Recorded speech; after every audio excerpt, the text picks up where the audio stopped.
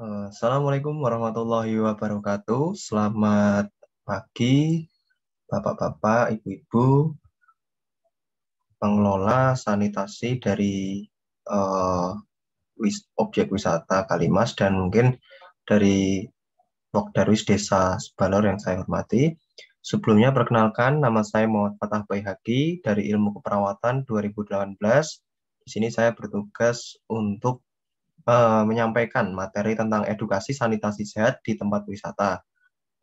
Jadi nanti fokus yang akan saya jelaskan adalah tentang toilet bersih, Bapak-bapak dan Ibu-ibu. Jadi nanti mungkin bisa diperhatikan, nanti juga ada beberapa contoh dari teman saya, dari eh, Vivi, dari arsitektur terkait dengan desain toilet yang sehat nih, seperti itu. Baik, mungkin kita mulai. Baik, latar belakang kenapa saya memilih tema sanitasi ya, karena sanitasi di tempat umum itu adalah sebuah hal yang krusial untuk diperhatikan, karena berbagai penyakit dapat ditularkan kepada wisatawan ataupun warga sekitar di area tempat wisata apabila sanitasi tidak terkelola dengan baik. Kemudian sanitasi juga menjadi salah satu tolak ukur dari kesehatan masyarakat. Jadi kesehatan itu tidak hanya bergantung pada kondisi tubuh dan perawatan pada diri sendiri saja, akan tetapi juga dipengaruhi oleh lingkungan, dan salah satunya adalah kesehatan lingkungan berupa sanitasi yang sehat. Baik, mari kita saling menyamakan persepsi ya. Jadi apa itu sanitasi? Sanitasi adalah merupakan tindakan pencegahan penyakit dengan cara menghilangkan atau mengatur faktor-faktor di sebuah lingkungan yang mempengaruhi penularan suatu penyakit. Itu menurut ahli yaitu Ehler dan Steele yang disampaikan pada 1954. Kemudian, kenapa sanitasi itu penting, Bapak Ibu? Karena menurut Kemenkes, penularan penyakit dapat melalui air dan beberapa penyakit yang dapat ditularkan dengan perantara air, antara lain adalah kolera, tipus, dan disentri. Selain itu juga ada terkait dengan diare ya, terkait dengan penyakit-penyakit pada saluran pencernaan serta penyakit-penyakit pada kulit dan kelamin. Baik, penularan melalui air itu terbagi menjadi tiga, yaitu transmisi infeksi bawaan air itu melalui sumber air yang tercemar kuman. Jadi dari sumber airnya langsung itu sudah tercemar kuman, itu sudah dapat menularkan penyakit melalui air yang itu akan mengalirkan ke seluruh tempat yang dialiri air tersebut. Kemudian transmisi infeksi bilasan ini melalui air yang ada pada suatu tempat, bukan dari sumbernya. Jadi ini misalkan dari toilet-toilet umum, atau mungkin dari wastafel, atau mungkin dari keran-keran yang ada pada tempat wudhu dan sebagainya. Kemudian ada transmisi oleh vektor atau pembawa. Ini adalah sebuah infeksi yang diakibatkan oleh berbagai macam nyamuk atau bahkan cacing ya Bapak Ibu. Jadi di sini lebih mudah kita lihat bahwa ada banyak nyamuk atau penularan cacing seperti itu. Baik, jadi kita mulai ke komponen air limbah sendiri. Jadi perlu kita ketahui agar kita juga lebih memahami ya bagaimana kotornya air limbah tersebut. Air limbah itu terdiri dari tiga hal. Di sini disebutkan bahwa ada feses atau hasil dari buang air besar, kemudian air seni itu air kencing ya Ibu Bapak. Kemudian ada air buangan rumah. Nah, ini mungkin dari cuci piring, cuci baju, dan mungkin industri-industri kecil-kecil lainnya. Mungkin misalkan ada industri, mungkin seperti itu bisa kita lihat bahwa ini termasuk dari komponen air limbah. Mungkin sampai di sini semoga sudah paham, Nanti kita setelah ini bisa ditanyakan melalui kolom komentar apabila ada yang ingin ditanyakan, atau mungkin bisa ditanyakan melalui kontak saya yang mungkin sudah terlihat pada grup koordinasi seperti itu. Baik, kita juga harus menyadari bahwa pencemaran limbah ini memiliki dampak bagi dua ya, terutama yang kelihatan adalah yaitu lingkungan dan kesehatan. Baik dari lingkungan sendiri, ini bisa membunuh flora dan fauna ya. Jadi mungkin dari air-air tersebut hiduplah banyak tumbuhan-tumbuhan yang istilahnya subur, tumbuh subur, dan hewan-hewan kecil yang sebenarnya sehat-sehat saja, tapi tiba-tiba ada kematian pada hewan-hewan tersebut, atau mungkin tanaman-tanaman menjadi layu. Kemudian ada mencemari air tanah yang tentunya air tanah sendiri pasti berada jauh di dalam tanah ya Bapak Ibu. Jadi nanti bisa mungkin teman-teman saya dari ilmu tanah atau mungkin dari geologi mungkin bisa menambahkan ya terkait ini, mungkin bisa dilihat lagi nanti mungkin ada yang sudah menjelaskan. Dan saya akan fokus ke kesehatan gitu. Di sini menjadi sarang vektor penyakit Bapak Ibu. Jadi seperti yang telah saya jelaskan tadi bahwa infeksi dari penyakit itu sendiri dapat ditularkan melalui vektor atau pembawa penyakit.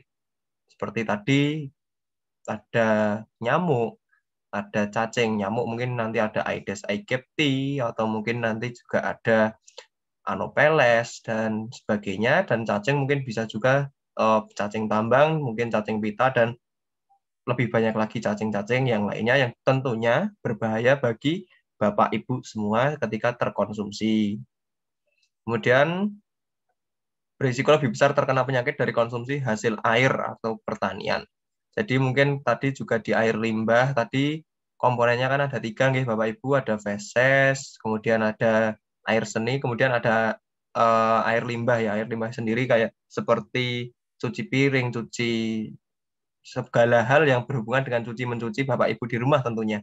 Nah, jadi seperti yang kita tahu bahwa pencemaran ini berefek kepada flora dan fauna. Fauna tadi, misalkan Bapak Ibu, misalkan ada yang mancing ini ya, nanti mancingnya itu dapat ikan yang ternyata ikannya itu hidup di lingkungan yang airnya itu tercemar gitu Bapak Ibu. Dan di sana kemungkinan besar kita tidak tahu apa yang telah dimakan oleh ikan tersebut, bisa jadi limbah-limbah yang kurang sehat, mungkin dari ada logam berat atau mungkin dari infeksi insektisida dan sebagainya, tapi mereka kebetulan bisa bertahan dari itu. Tetapi apabila fauna atau ikan-ikan yang kita makan tadi adalah ikan yang tercemar seperti itu, bisa dibayangkan ya Ibu Bapak bagaimana nanti berefeknya kepada kesehatan manusia.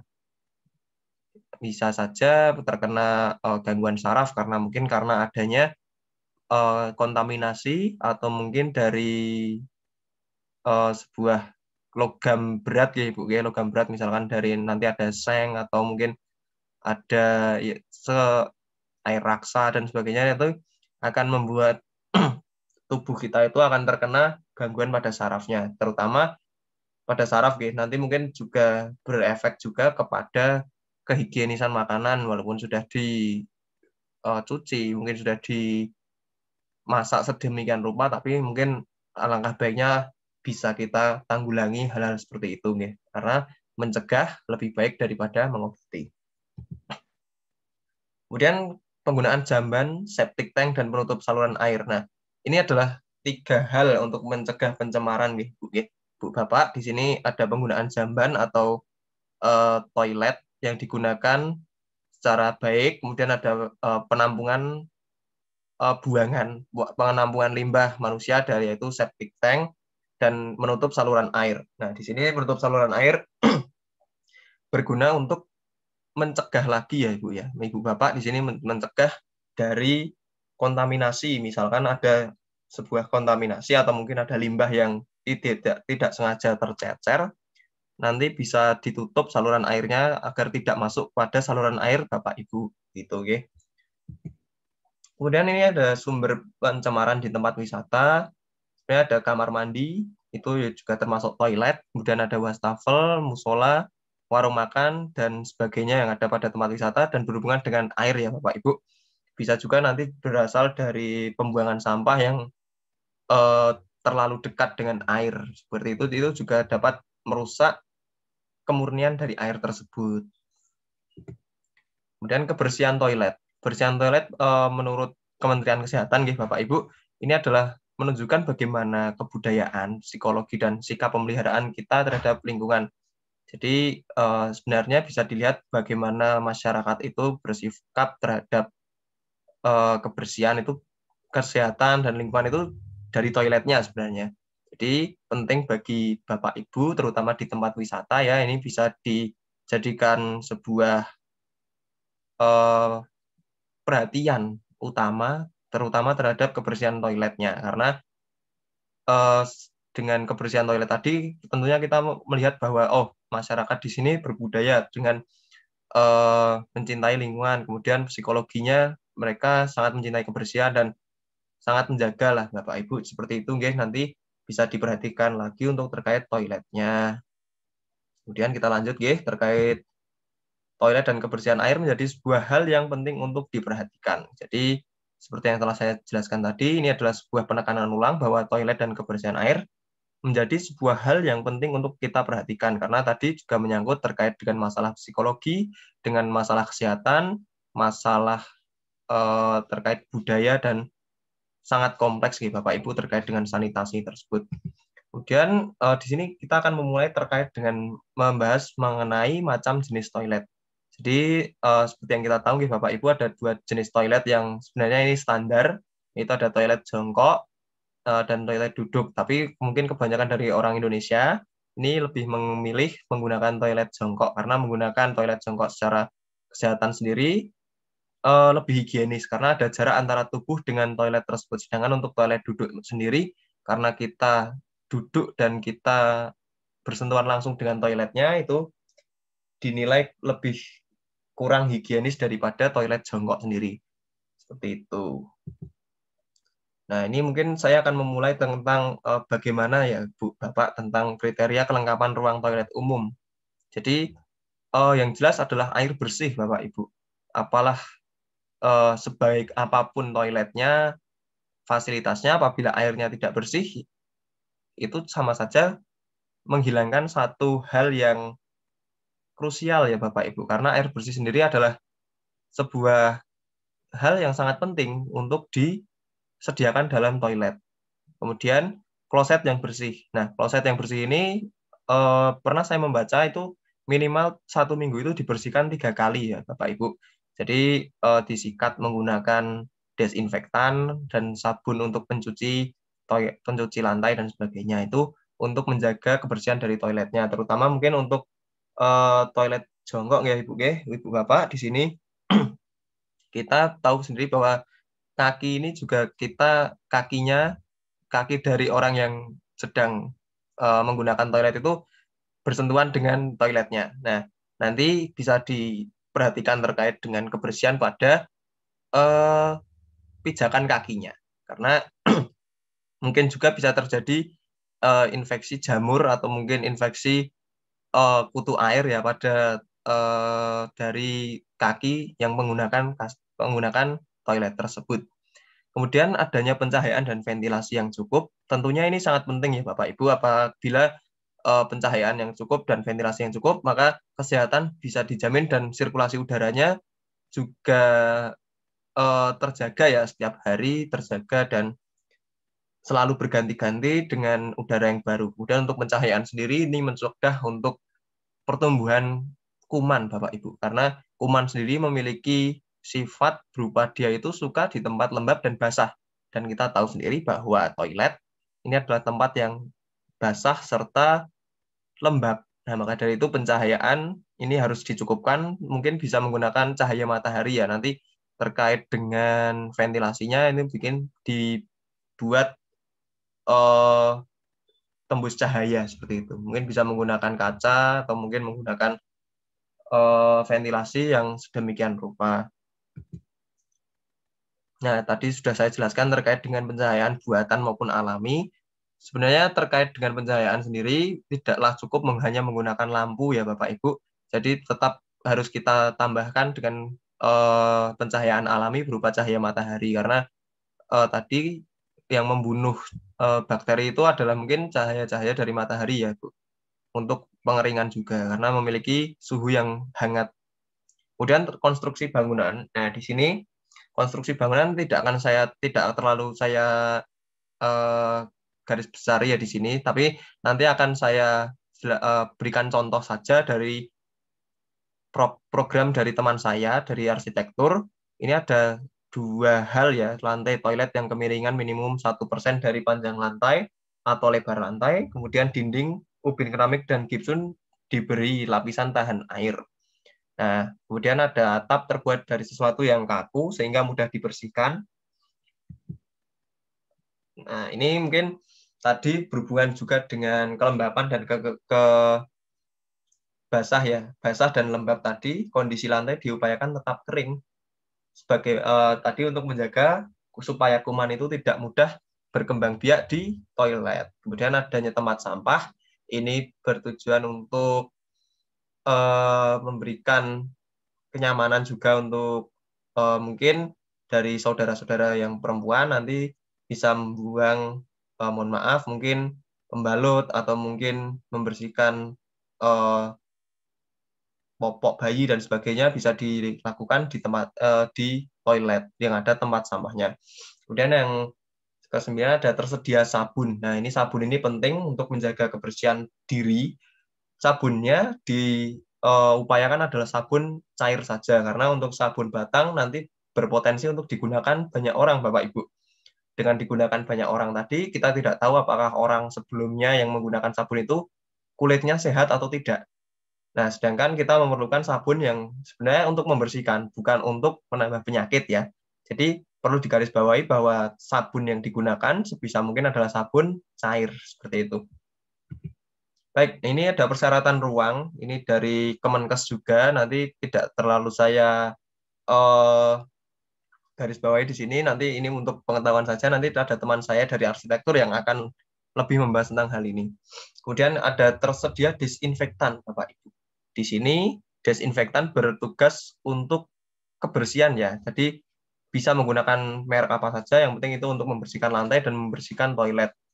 Nah, ini ada syarat-syaratnya Bapak Ibu, yaitu mudah membersihkan kuman, dapat menghilangkan bau dan tidak merusak lapisan-lapisan pada logam. Nah, mungkin kalau ada yang menggunakan toilet-toilet seperti ini, toilet jongkok kan mungkin juga ada kandungan logamnya. Nanti yang jelas jangan sampai itu merusak kandungan logamnya. Seperti itu, nggih. Baik, mungkin sampai sekian. Terima kasih. Sampai bertemu lagi. Kurang lebihnya mohon maaf. Wassalamualaikum warahmatullahi wabarakatuh. Selamat pagi, Bapak Ibu. Baik, Assalamualaikum warahmatullahi wabarakatuh. Kembali lagi bersama saya Muhammad Fatah Bayhaqi dari Program Studi Ilmu Keperawatan Angkatan 2018. Jadi Bapak Ibu, saat ini kita akan membahas tentang penjagaan kebersihan di toilet. Tujuannya apa? Karena tujuannya adalah untuk memberikan edukasi bahwa bagaimana pentingnya kita membersihkan toilet. Dan seperti yang kita tahu bahwa toilet sendiri menjadi tolak ukur bagaimana kebudayaan menjaga kebersihan dan menjaga kesehatan suatu masyarakat ya Bapak Ibu. Diharapkan dengan materi ini nanti Bapak Ibu lebih sering lagi untuk menjaga kebersihan dan merawat toilet di masing-masing toilet yang ada di tempat wisata maupun di pribadi ya Bapak Ibu. Jadi mungkin nanti kita akan membahas tentang satu, mungkin alat-alatnya. Yang kedua kita akan membahas tentang kebersihan pada toiletnya. Kemudian yang terakhir mungkin kita akan membahas tentang kebersihan air. Seperti itu ya. Baik, kita mulai dengan pembahasan pertama. Yang pertama adalah alat-alatnya Bapak Ibu. Alat-alat yang digunakan untuk membersihkan toilet sendiri ini bisa ditemukan di rumah-rumah ya Bapak Ibu. Di rumah tangga dapat ditemukan semua. Yang pertama ada ember dan pel. Nah, ini untuk ngepel ya Bapak Ibu. Ini pasti insya Allah sudah ada di tempat Bapak Ibu semua. Kemudian ada handuk. Kemudian ada spray untuk nyemprot-nyemprot. Ini untuk menyemprot obat atau mungkin pengharum ruangan atau pewangi atau mungkin juga dapat disemprot dengan sabun pembersih lantai ya Bapak Ibu. Kemudian ada sabun pembersih lantainya. Kemudian ada juga sabun untuk cuci tangan untuk menyediakan pengguna toilet tadi untuk cuci tangan. Selain itu juga ada lagi tanda toilet laki-laki atau tanda toilet perempuan. Setelah itu juga harus mungkin diusahakan untuk diadakan tempat sampah kecil saja, tidak apa-apa untuk membuang sampah-sampah yang berkaitan dengan kebersihan dan kesehatan. Misalkan, mohon maaf, ada pembalut maupun popok bayi, begitu, nggih. Mungkin nanti apabila ada yang ditanyakan, bisa ditanyakan di kolom komentar atau mungkin bisa langsung ke WhatsApp saya. Kita akan lanjut ke pembahasan kedua, yaitu bagaimana cara merawat toilet. Baik, cara merawat toilet sebenarnya pernah saya jelaskan juga pada video sebelumnya. Ada yaitu yang pertama adalah membersihkan toilet, mulai dari lubangnya atau dari pijakannya, dari semua sudut toilet bisa dibersihkan. Nanti menggunakan eh, pembersih toilet yang memiliki 3 kualifikasi ya Bapak Ibu. Apa saja? Yang pertama adalah pembunuh kuman, yang kedua bisa digunakan untuk pengharum ruangan, dan yang ketiga adalah tidak merusak lapisannya, lapisan dari toilet tersebut. Jadi itu tadi 3 syarat untuk mohon maaf, 3 syarat untuk pembersih toiletnya. Bisa kita ulangi bahwa pembersih toilet tadi ada 3 klasifikasi. Yang pertama adalah tidak merusak lapisan, yang kedua bisa mengharumkan ruangan, yang ketiga bisa membunuh kuman, seperti itu. Dan lagi bahwa ini pembersihan toilet minimal dilakukan 3 kali dalam seminggu, karena dalam 3 kali seminggu tadi akan menjaga kualitas dari toiletnya dan akan memberikan kenyamanan lebih pada pengguna toilet dan para wisatawan. Nah, kemudian kita lanjut ke pembahasan terakhir, bahwa di sini kebersihan air ya Bapak Ibu, kebersihan dan volume air. Jadi volume air yang digunakan alangkah baiknya selalu tercukupi dan kebersihannya harus selalu terjaga. Kenapa? Karena tolok ukur kesehatan juga dinilai dari air yang digunakan dalam toilet seperti itu. Jadi misalkan ada limbah atau mungkin ada pencemaran, nanti bisa dicek di mana pencemarannya berasal, nanti baru kita bersihkan, kemudian kita tutup dahulu saluran-saluran airnya. Untuk apa?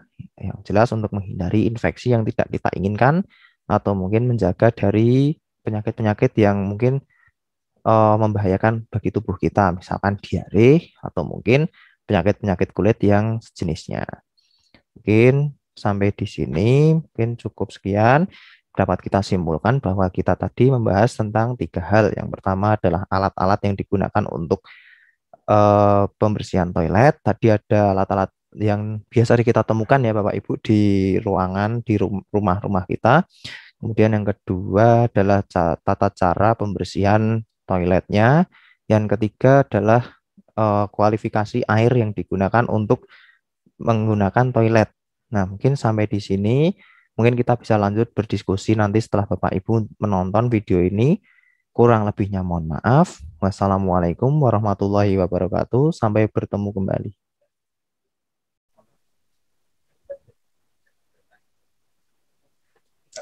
Baik, Assalamualaikum warahmatullahi wabarakatuh. Selamat pagi Bapak Ibu pengelola Pok Darwis, Desa Sebalor dan Dusun Sebalor terkait Pok Darwis dan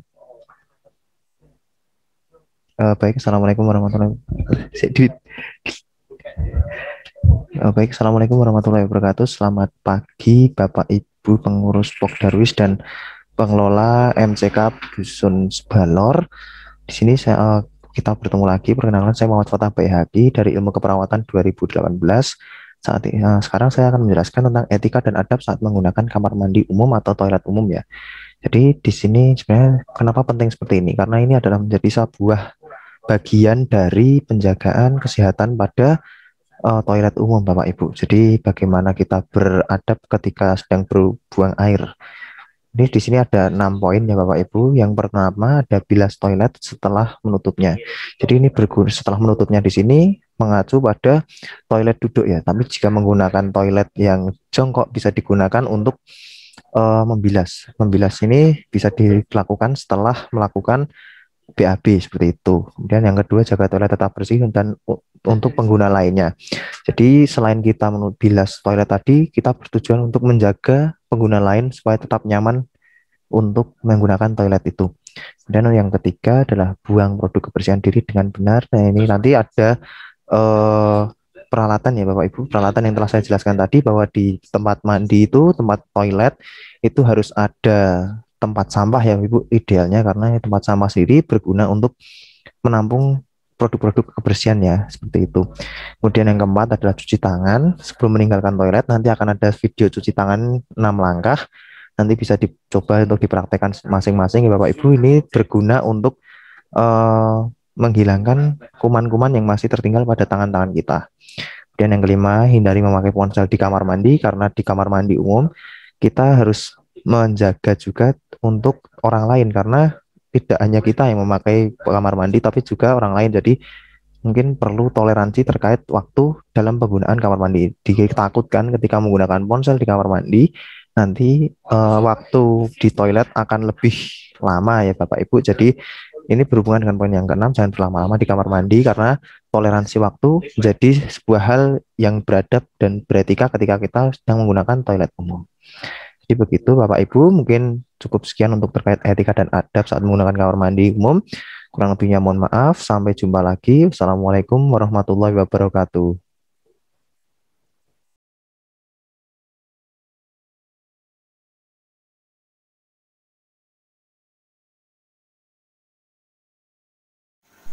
Baik Bapak Ibu, perkenalkan saya Muhammad Fatah Bayhaqi, bertemu lagi dengan saya.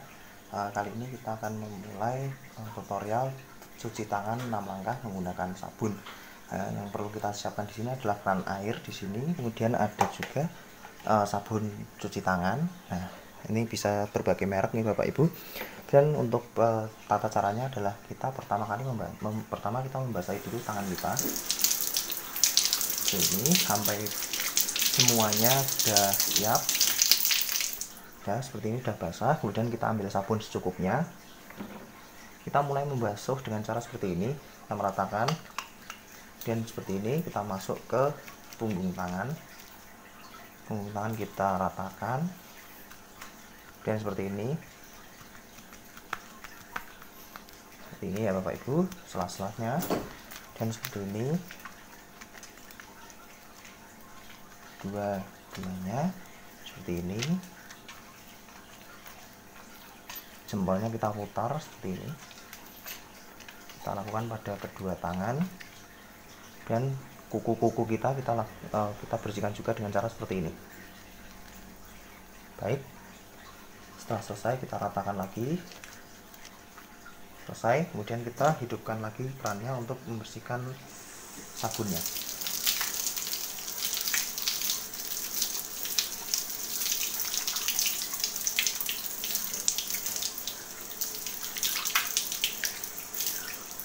Baik, apabila sudah selesai dan bersih, bisa kita keringkan. Baik, sebelumnya kita ulang lagi bagaimana caranya. Yang pertama kita basahi dulu tangan kita dan ambil sabun secukupnya dan kita oleskan seperti ini gerakannya. Dan punggung tangan kita seperti ini, punggung tangan ya, dan sela-sela jari. Setelah itu jempol